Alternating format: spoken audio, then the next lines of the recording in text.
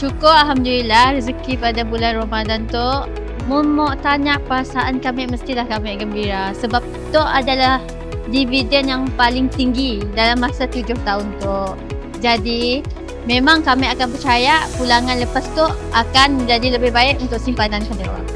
Pendapat kami tentang perkara itu mestilah gembira sebab dengan peningkatan dividen, orang ramai akan percaya dengan perusahaan tabung haji. Ibu bapa pun dapat galakkan anak mereka menabung dengan tabung haji sebab pulangan dividen yang tinggi. Setiap tahun dapat dividen mestilah senyum sampai ke telinga.